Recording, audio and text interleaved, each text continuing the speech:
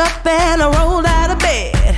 Got dressed and I left at 10. Check my nails, looking good. It's a beautiful day in the neighborhood. Oh yeah! I know this'll be the day. Oh, yeah. Everything will be okay. Oh, yeah. I kiss my cares all away. Oh, yeah. It's gonna be a good, good day. It's gonna be a good, good day. Good, good day. I think it's finally all gonna go my way. Go my way. Rain or shine, no, I don't mind. This day is mine. I'm gonna chase all those gray clouds away. It's gonna be a good day. It's gonna be a good day. No more crying myself to sleep and thinking better days are a far off dream. Get up and I move my feet, cause I hear music playing on these streets. Oh yeah! Ain't nobody gonna cry today. Ain't nobody gonna die today. I kiss my cares all away. It's gonna be a good, good day. It's gonna be a good, good day. Good, good day. Gonna be a good, good day. I think it's finally all gonna go my way.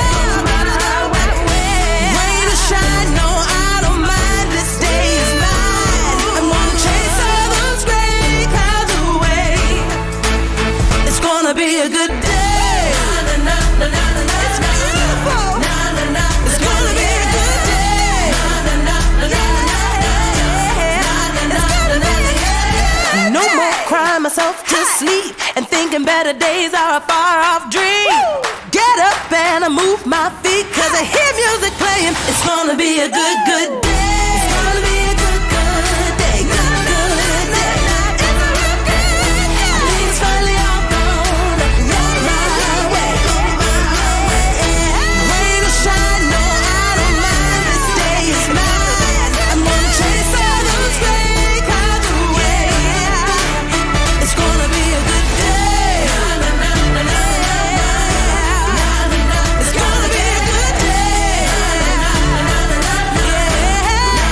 It's gonna be a good day.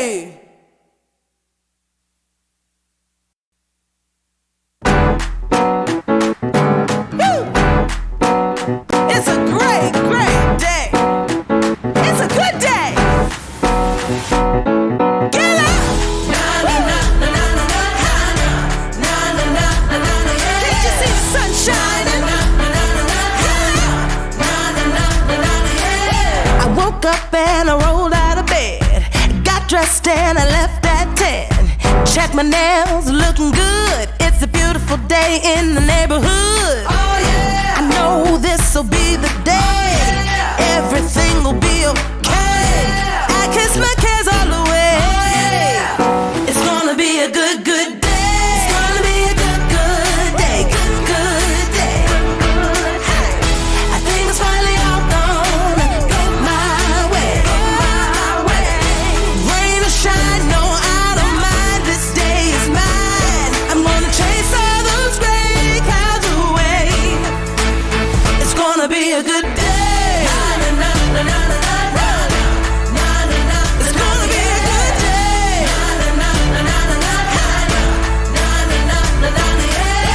No more crying myself to sleep and thinking better days are a far off dream. Get up and I move my feet, cause I hear music playing on these streets. Oh yeah! Ain't nobody gonna cry today. Ain't nobody gonna die today. I kiss my cares all away. It's gonna be a good, good day. It's gonna be a good, good day. Good, good day. Gonna be a good, good day. I think it's finally all gonna go my way.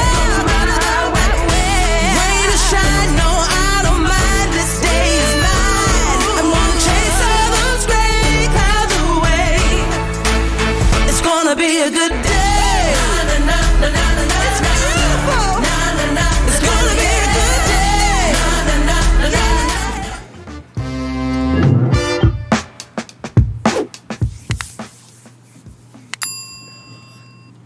Hello, hello, hello. Ready or not, here we are. Yes, ma'am, we are here.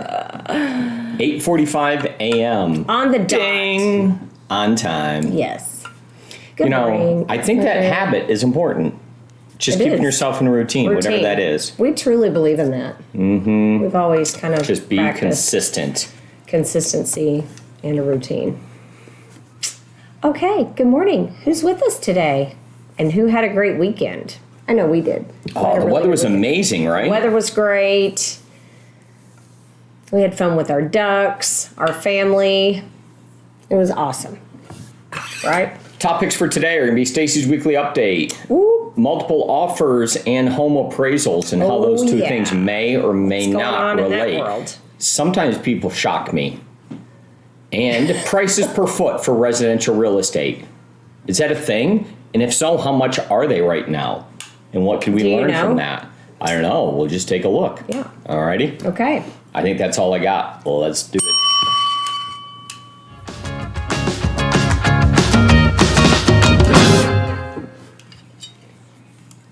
It's time for Stacey's weekly update.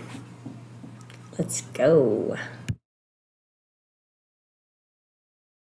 Hey, good morning, Acquisto Real Estate family and everyone who's joined us for TNT today. It is a Making It Happen Monday, and it's going to be a wet one, but it's still going to be a Making It Happen Monday. I hope everybody had a beautiful weekend and that you got to enjoy whatever you wanted to do this weekend. I'm excited. I ordered last week a desk that fits on my treadmill, so I'm pumped for that to arrive this week to see how it works, and I'll let you guys know how much I enjoy it once it gets here. Wanted to talk about Earnest and Option fee for a minute. So per the contract, that the Earnest and Option money has to be delivered within 3 days of an executed contract to the title company. Now, if the title company is closed, like Saturday, Sunday, major holiday, it does go to the next business day. But when you have a buyer or when you have a seller, let's say you've seen all the documentation, they're qualified, we know they have the funds, either direction, buyer, seller. If you're representing the seller and you've seen the buyer's documentation, talk to the bank, all that good stuff. It is important that all parties understand, especially the buyers, that the option and earnest money need to be there within the time prescribed, meaning that money needs to be liquid. It does not need to be sitting in a 401k that has to be dissolved. It does not need to be sitting in stocks or trusts or anything. It needs to be money that can be written on a check and gotten here immediately. It needs to be able to be wired. It needs to be able to be a cashier's check picked up from the bank. So we need to make sure that our buyers are educated on that when contracts are being written, that those funds are immediately available for use. Like they could walk to the bank and get them right then.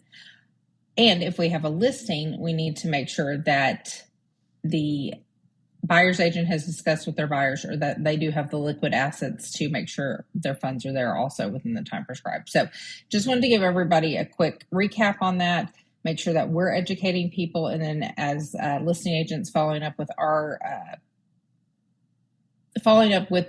the buyer's agents to make sure that all's good. We have the documentation showing that it'll be there.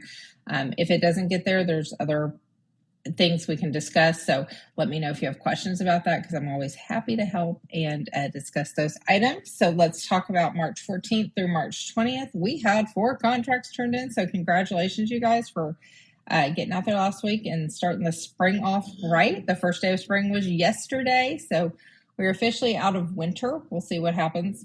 You know, never know around here. We may get another frost or freeze before it's all over with at this point. But I'm excited because it means we're going into big real estate time, and hopefully,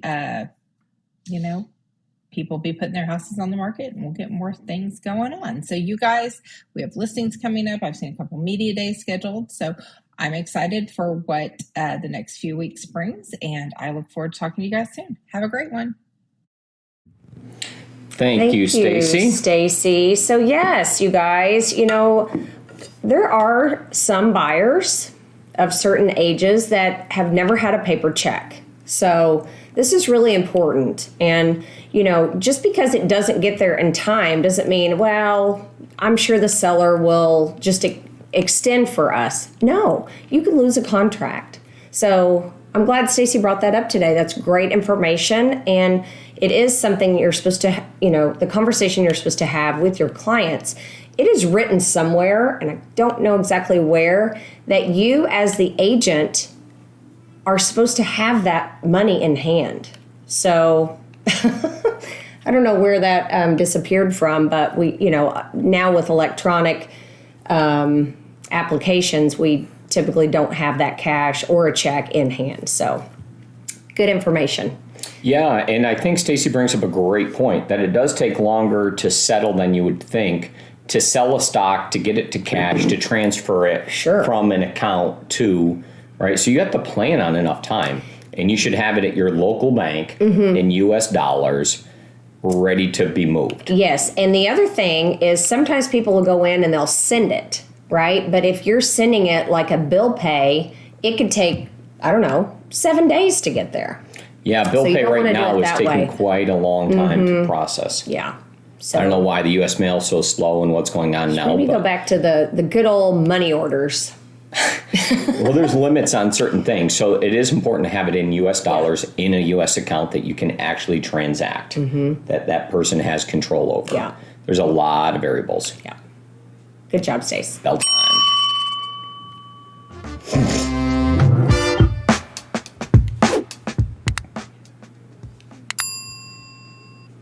Multiple offers and home appraisals. Just because you have multiple offers doesn't mean that the home's going to appraise. No. But doesn't mean that it's not going to if it goes way above, right? So it was weird. This morning we were talking about how some homes didn't appraise that we've seen recently, and others that were $300 and some $1,000 above. And I asked you, is that going to appraise? And you're like, oh yeah, totally. And it's really weird that how we're starting to look at things, right? So let's kind of break this down, and I'll give you my own opinion first. Okay. And then I think that's a decent place to start. We kind of have two parts to this topic, so. So let's look at first, if there's 10 offers, 20 offers, 30 offers on a property, okay? And people are willing to put that much money in, and they are willing to go above, and the price that won, or the highest one, or the one that was selected, was not materially much higher than the others, okay? In that scenario, I don't see a reason why the home is not 100% worth whatever number is paid for it, because everybody was willing to pay it. Correct. Right? Like the market just showed not one person, but two, but three, but four, but five were willing to pay for it within hours. Yeah, but I don't think therefore it's worth it. To appraisal standards, that's one of the items that they need to change. They need to change their standard. They need to change their standards. But that should also, what one is willing to pay is definitely, what the home is worth, right? But the appraiser is working on behalf of their client, who is a lender in most cases. All right, so let's think about this, right? So because the appraisal, there are 3 different standards that they can appraise it by, right? And I think they need to add a 4th one and just put some more details in. So the first is they can choose the cost approach. Right. Like it's a replacement cost approach. And I don't know why I just decided to name these off the top of my head, but I did. The market value approach. Okay. The sales approach. Sales approach. Yeah. And the income approach. Right. Did I just nail those? I think I kind of did. Just remember them from a long time ago. If it's an investment property, then probably. So then they pick which one is the most appropriate. Right. But I think that they totally need to have a section. I haven't seen if it's been put in there, but I think their standard appraisal needs to be modified to include how many other offers were on this property and what type of time frame, what type of volume, just to show the overall demand that was going in on this. Well, here's the thing, guys. How would it not? The appraiser does not have access to that information. They don't know Why is he not provided that information? I don't know. I think most, experienced agents would provide that information so they can understand the demand of the property. But, they only have a certain amount of information. They access it from MLS, and they don't have that information. They don't know also if a home next door was sold in a distress situation. So, that's why it's extremely important to do your appraisal packets. But I see what you're saying. Their standards should include what is the market. But they do have a section in their report that says what is the activity like, and they're supposed to put that in there. But if they don't ask and they don't know, then they don't have it. Right? Well, Miss Shana Acquisto, yeah, I do suggest that there's some additional information that should be added to MLS then. So when was the last time that we made a major change to it? Okay, so let's think about this. We show how much, income or commission that's offered now. If there's been strong demand for property, sure. Okay, why is that not documented within MLS? For records, it might not be shared publicly. Because I think it shows in the cost above list.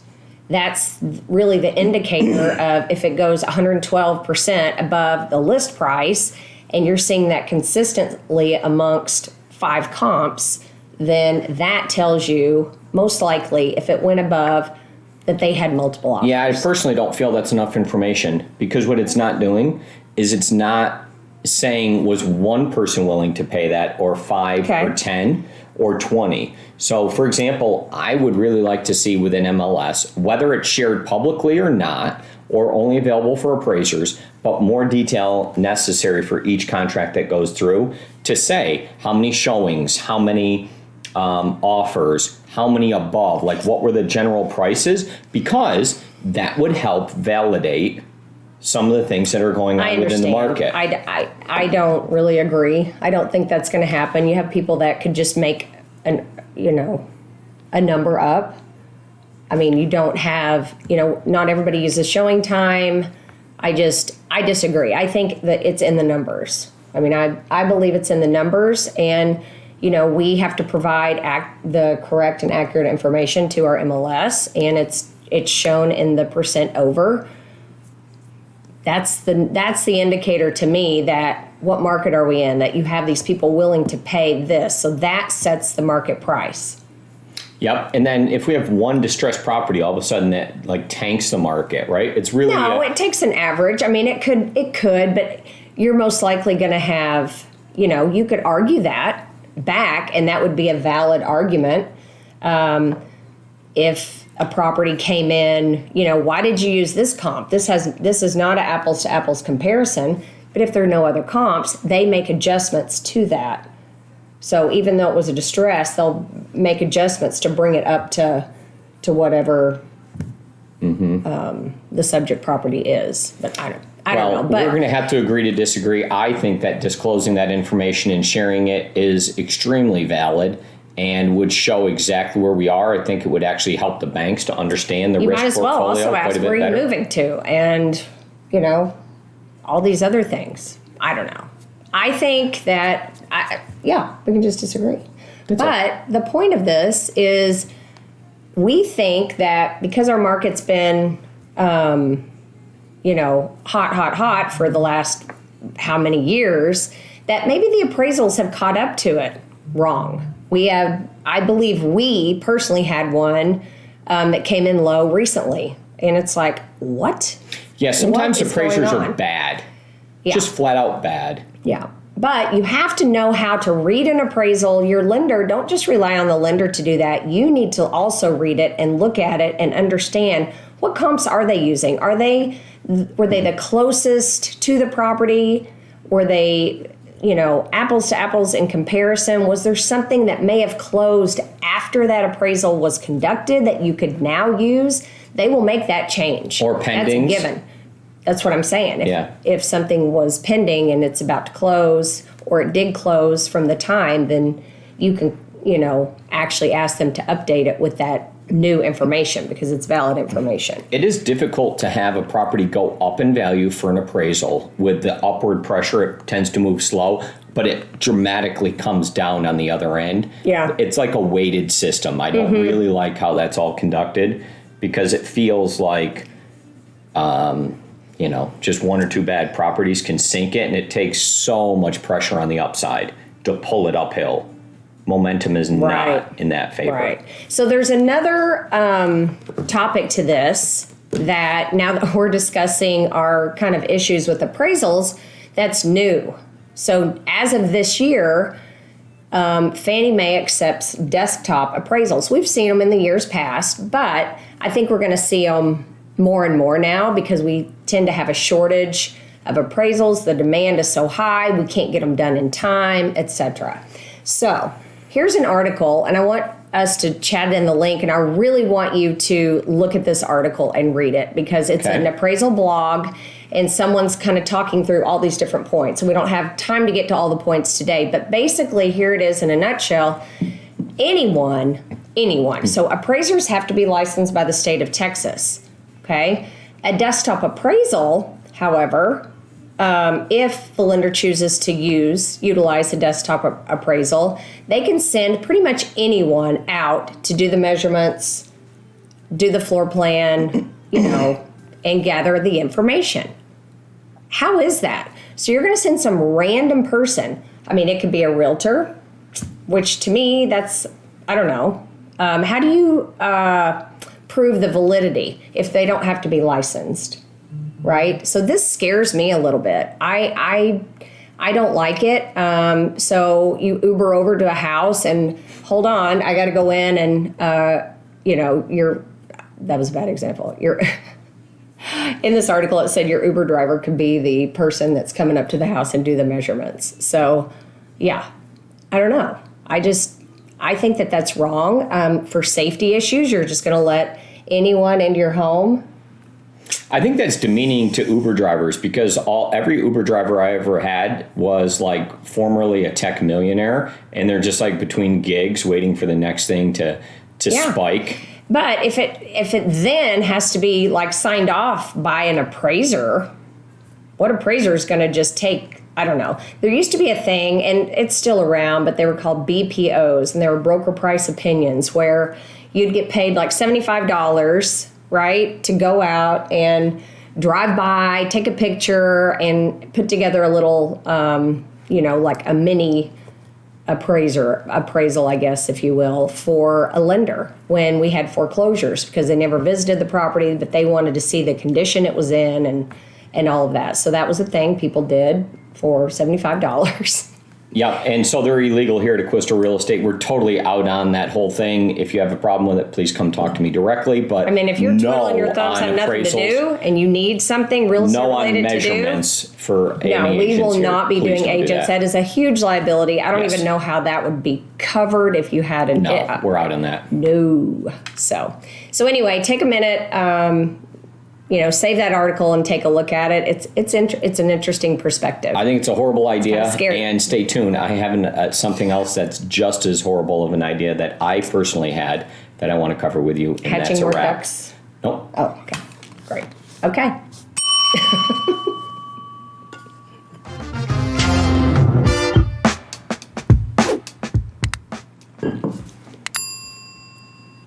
Sharing time with Mike. I had a horrible idea, and I'm going to share it with you guys. It was just really bad. So it's your idea. Oh, totally my idea. Yeah. Okay. And it was horrible. And I just reflected on it. Okay. Right? And it actually happened, and everyone did this. Okay. Okay. So here at Acquisto Real Estate, we have events from time to time, and this is one of our it was a very memorable event, and I'm sure you remember it, but it was a horrible idea. We had a pumpkin pie eating contest. If anyone has not been, if you were not present, y'all don't even know. Okay, Y'all. So this is a very bad idea, and it was specifically bad because I was making the rules up. I thought it was great. It was a great event. We had kids. We had a scavenger hunt. It was a huge thing. It was so much fun. I know, but let's just get to the pumpkin pie eating contest part. Okay, that part. So I ordered I have no idea how many pumpkin pies, but the big 100. ones from the warehouse, right? And I don't know if it's Costco or Sam's, but just huge pumpkin pies. And then I cut them into pieces, like an eighth of a piece, like a right? pizza. Yeah, it was huge. And I cut them up, and I had a first round. So in the first round, you had to qualify, you had to eat so much, right? Like the top 4 went on. So everybody eats as much pumpkin pie as they could. And people were like, I ate one 1 1/4 pieces, right? I cut them so big. There was no discernible difference between who ate so. Doubled over. But then here's where the really bad part comes in. And sometimes you have bad ideas, and this was one in particular. Because as you ate enough pumpkin pie, then you had like 15 minutes off for the finals. And you had to go eat head-to-head eat-off. So who has a food eating contest and has 2 rounds where you have to qualify? We had one of the kids' friends. He was this tiny little kid. Well, he wasn't really tiny, but he was like 8 years old, and it was so funny. So Like, anyways, he was at that table, I had multiple rounds of a food eating contest. Yeah. So everyone, it's like, wait, okay, now you're in the finals. Congratulations. Wait 15 minutes. We're going to sit down and eat more pie. And everyone's like, what are you? And our brother-in-law, who was in it, I don't know if he won, but he was like, Mike, I can't. What are we doing here? Why are we eating again? Momentum. Why are we eating again? I got to eat more pumpkin pie? I don't know why we brought that up, but that was a good time. Well, it was a bad idea. Okay. And I think desktop appraisals are also a bad idea. So do I think are most appraisers, if they're not putting all that additional data in. But you know what? They should get paid more. I mean, I firmly believe for the job that they do and the amount of, I mean, these are a make or break of a deal. So yeah, a standard appraisal in my mind should be $1,000. Period. Yeah. That's it. For sure. That's all. Just like it's a professional thing. They should do 1 a day. They shouldn't be doing 3 a day. They shouldn't be doing any more like that. Just 1 appraisal a day should be sufficient, and they should make a good livelihood based on that. But they need to actually do the research. There needs to be more data. And I mean, we saw with my dad. He ran all over the Metroplex. No, it's just not acceptable. 1 a day. That's all they need to be doing. Yeah. 4 days a week. Anywho, have a great day, you guys. See ya.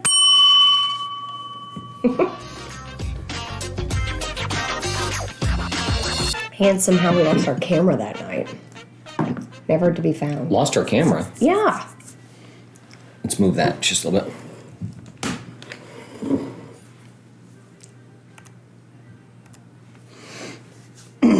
What's our topic? Multiple offers. Home appraisals.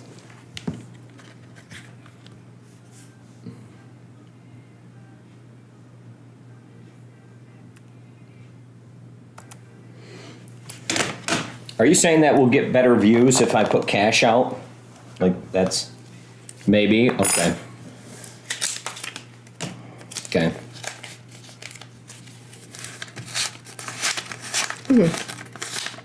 Yeah, there's 100 on the bottom.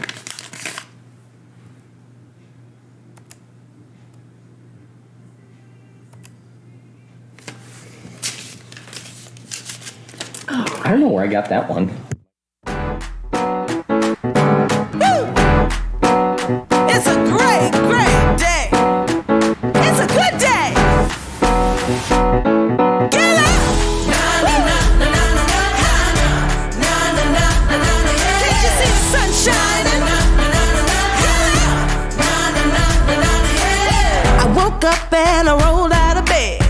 Got dressed and I left at 10. Check my nails, looking good. It's a beautiful day in the neighborhood.